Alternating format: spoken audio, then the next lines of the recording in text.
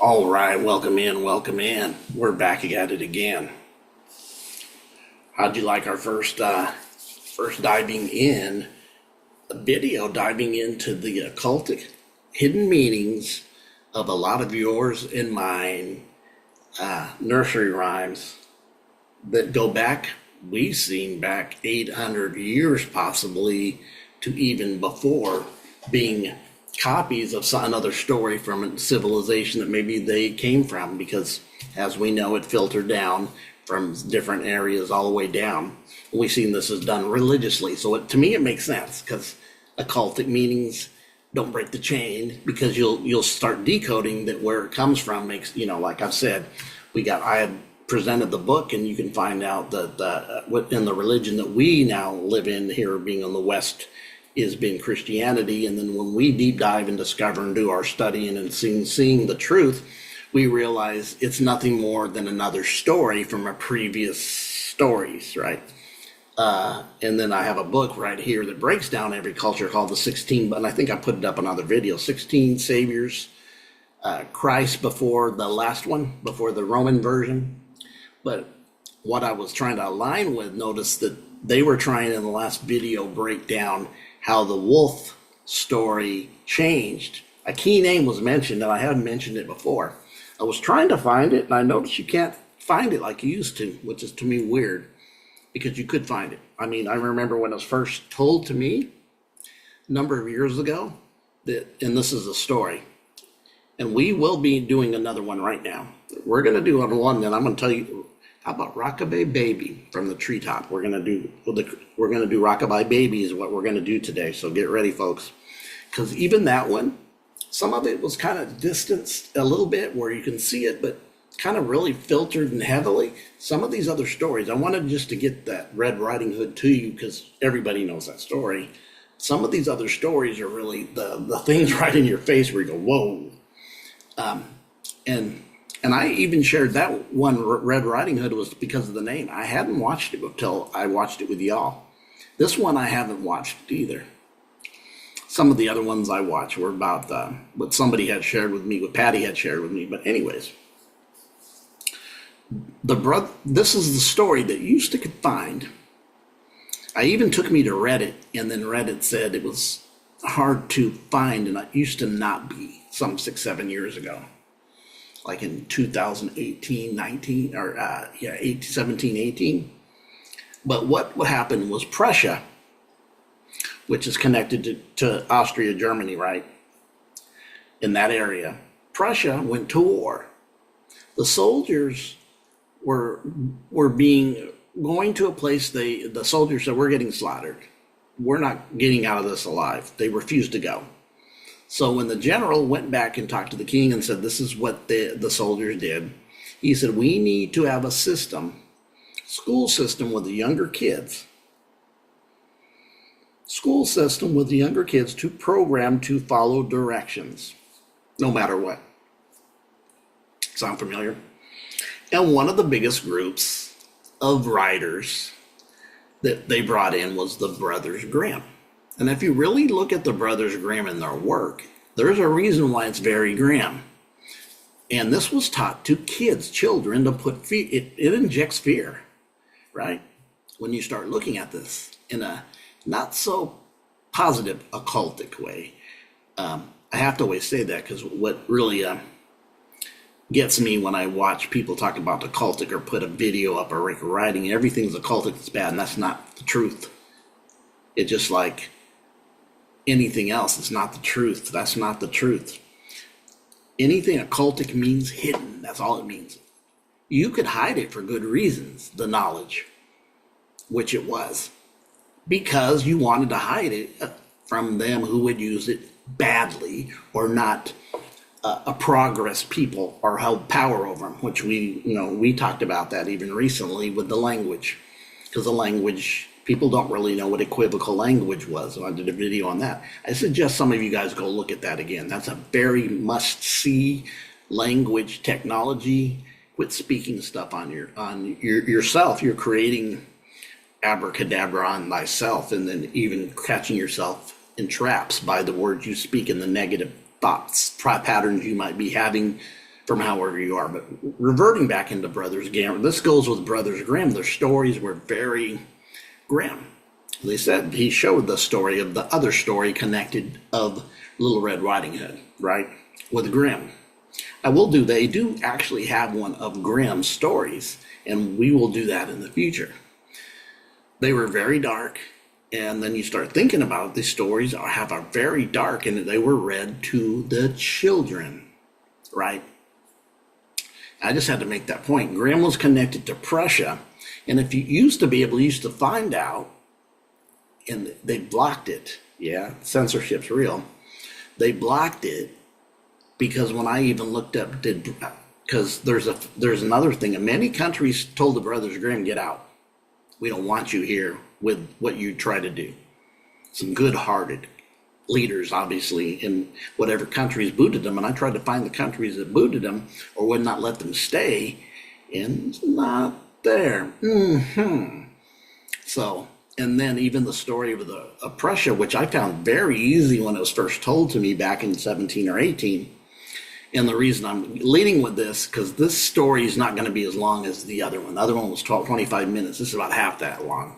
But it's definitely Rockabye Baby, which many of you know this one too. So we're going to get into Rockabye Baby.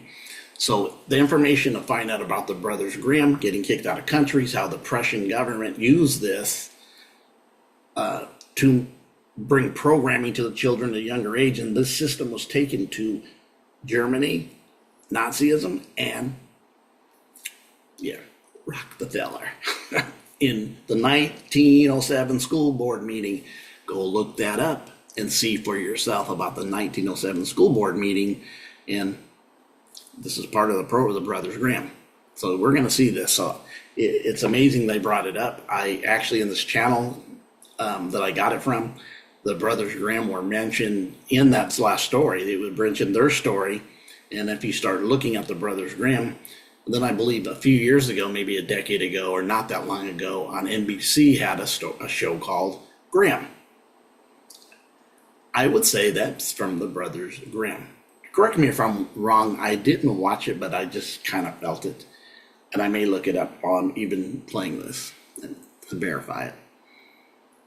If I can, if it's not hidden or censored. But anyways, we're going to do Rockabye Baby. And it's going to break down the meaning.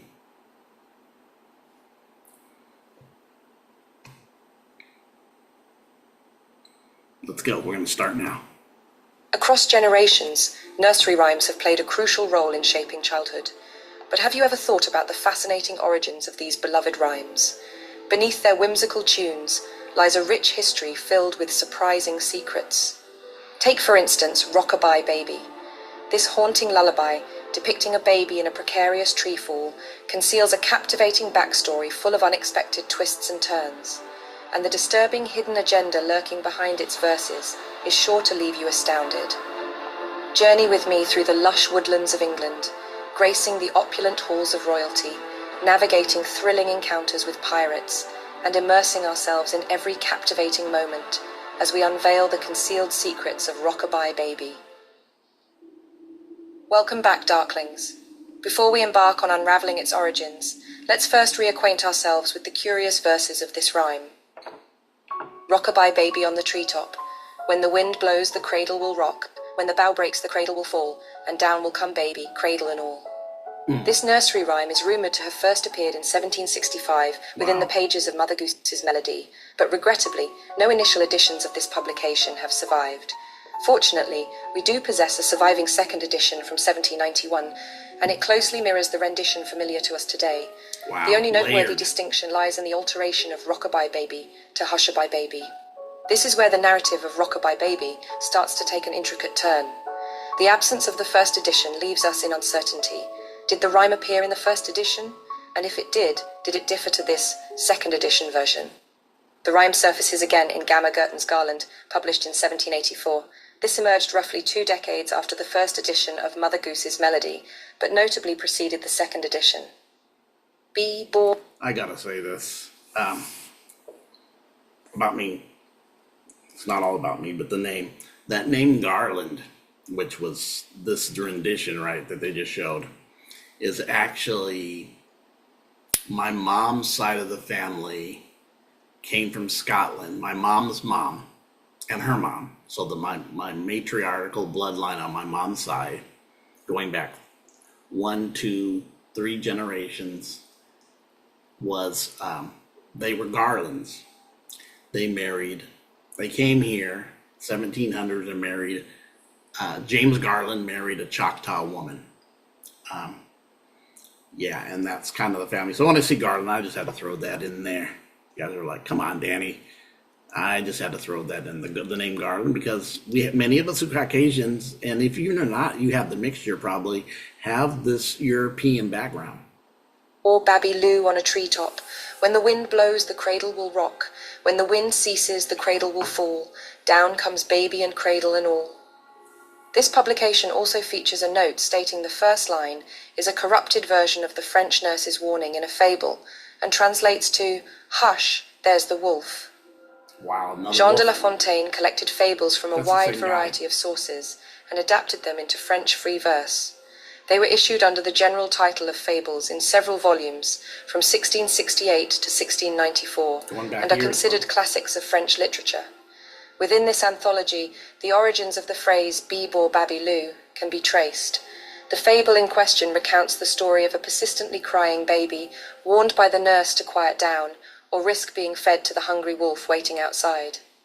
As the child becomes Mean. quiet, the wolf, who patiently anticipated an easy meal, overhears the nurse praising the child for good behavior.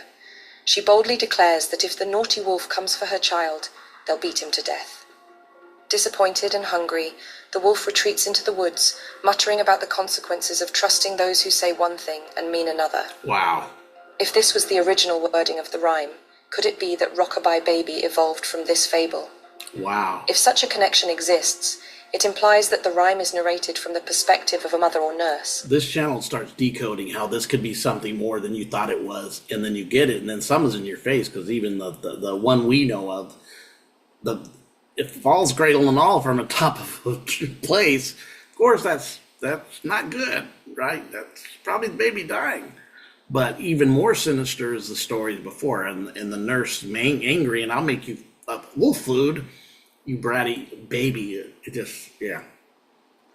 And that guy that they're talking about, the French guy, can't remember his name, was in the last one too, so his connection to these.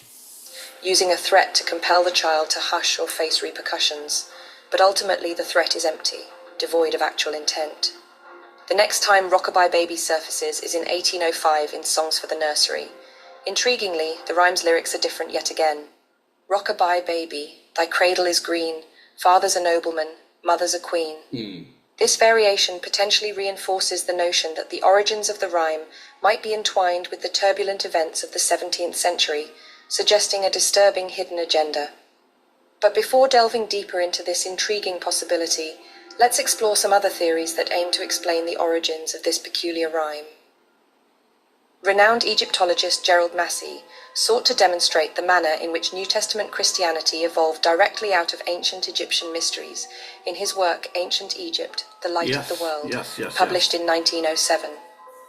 Notably, Massey's writings emphasized compelling parallels between Jesus and the Egyptian deity Horus. While Massey only mentions the rhyme briefly and doesn't provide specific evidence, he implies that the prevailing belief during his time was that Rockabye Baby was a reference to the infant Jesus. However, he contends that this notion evolved from Egyptian mythology, suggesting that the baby in the rhyme could ultimately symbolize Horus.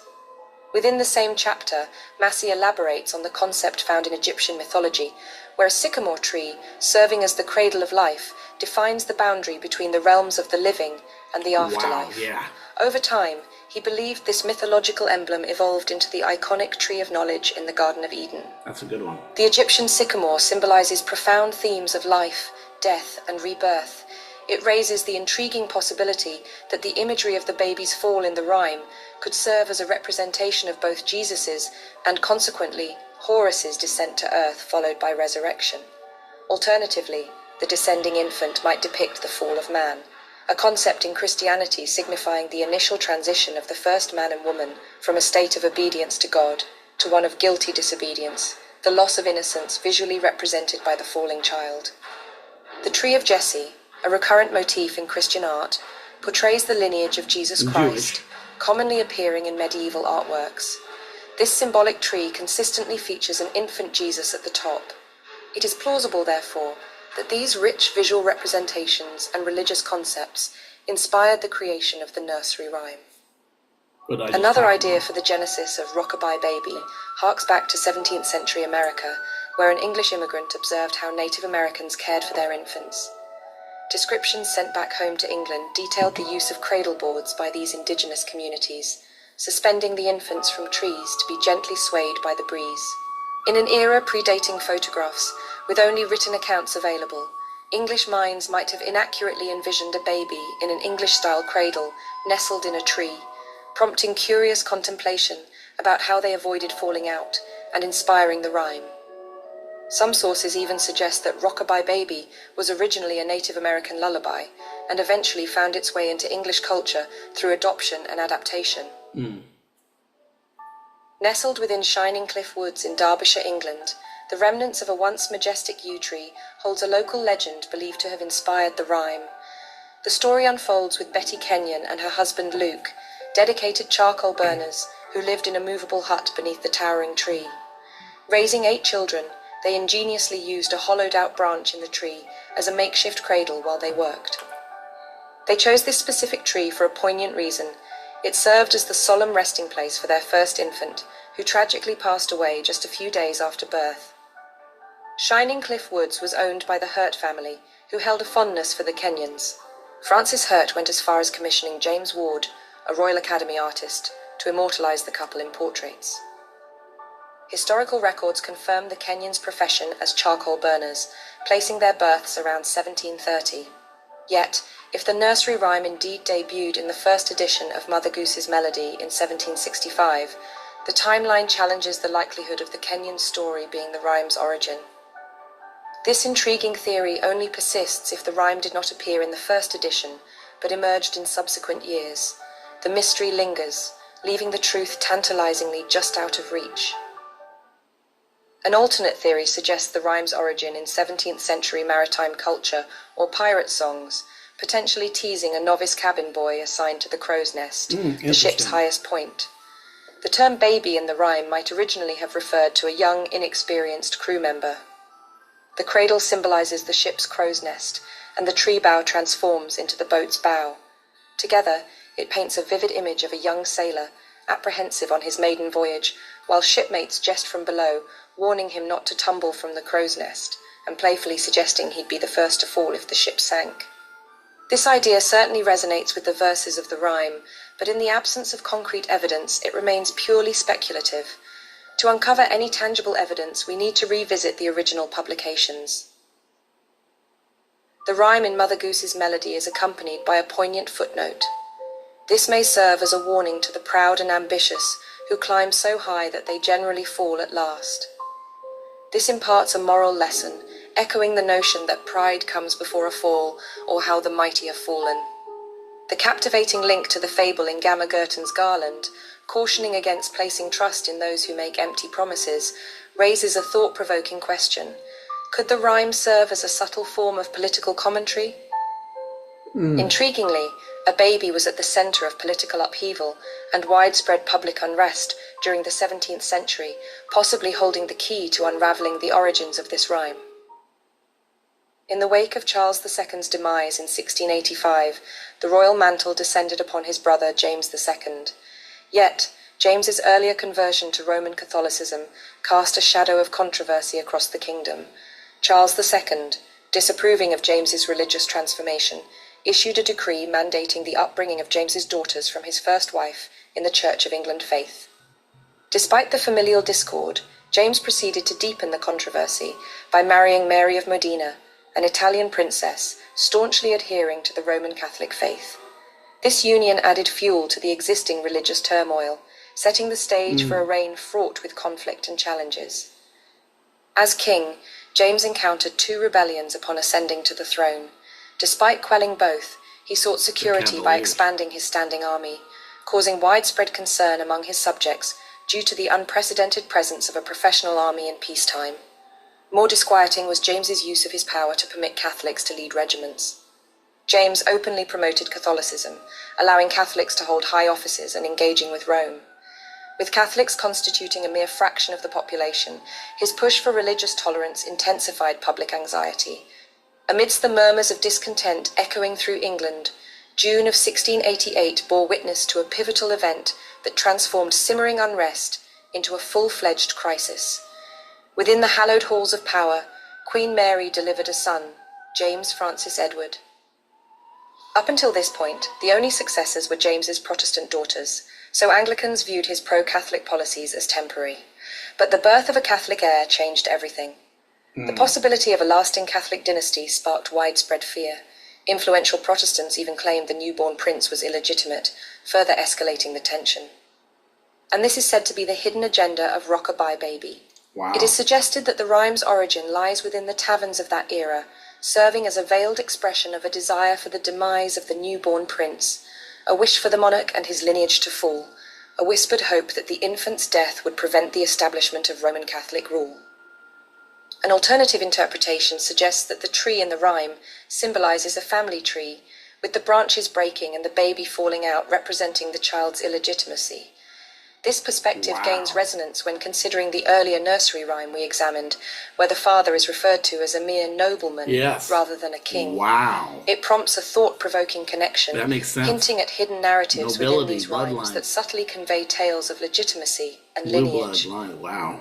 The arrival of this newborn set in motion a pivotal moment for England, prompting Protestant nobles to extend an invitation to William, Prince of Orange and son-in-law to James, to safeguard the Protestant faith. In a swift response, William arrived with an army just 5 months later. A significant turn of events unfolded as a considerable faction of James's own officers and army deserted to join forces with William. Faced with mounting opposition, James fled to France, symbolically casting the Great Seal of the realm into the River Thames. Parliament, interpreting James's actions as an effective abdication, declared his daughter Mary as the new monarch, elevating her husband William to the status of king. Perhaps then, the footnote from Mother Goose's melody, reminiscent of "How the Mighty Have Fallen," is alluding to these events. But what do you think? Is Rockabye Baby rooted in the era of James II? Or could it be tied to the other possibilities we explored? Whether it's expressing religious undertones, a glimpse into Native American childcare practices, a nod to the Kenyan family of Shining Cliff Wood, or an echo of an old sea shanty, which resonates with you? Or maybe you have your own ideas. Share your thoughts in the comments below, and if you're thirsty... Very interesting. And I like how they, what I really like about it, I'm seeing more and more, let me stop the share, is the fact that it gives you multiple possibilities. But in this one, I'm seeing the blue blood one because of that writing of a nobleman. That's what they call themselves. And politically, it makes sense. And then the tree, the lineage of the family tree at that time. And then as the story goes, and I was having all these thoughts, knowing some of that stuff and when it was, you had the 1700s in France is really when, that's where the Illuminati started in 1776, like 2 months before the United States was established. The Illuminati was established. Yeah, with the Rothschild and the other two gentlemen, they slipped my mind right now. God, what was the other one's name? The other one sticks out to me. But anyways, I like the variations of which one do you think would match it, because it doesn't appear that they are all the same, right? That there's one, and that's the one we know, the later one given to us in the later days.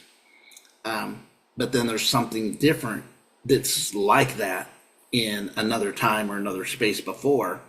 Where is it coming from layered? And I even seen when you see the story of Egypt in that story, which I already knew that it was connected to Christianity.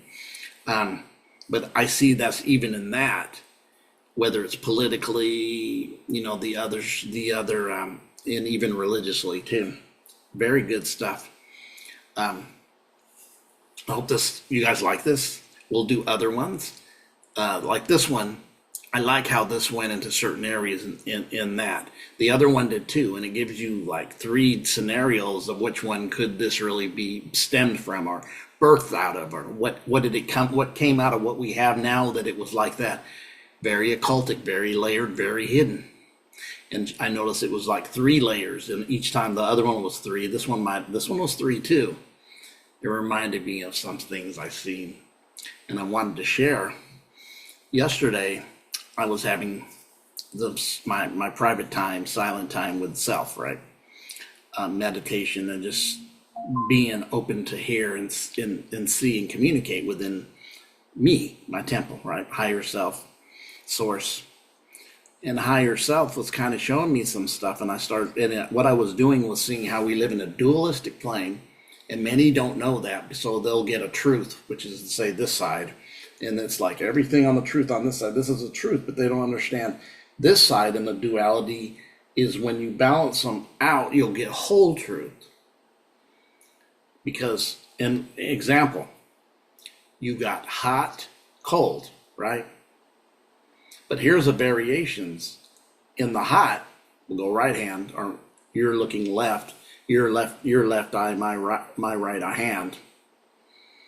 Say hot. You got hot, hotter, and hottest, right?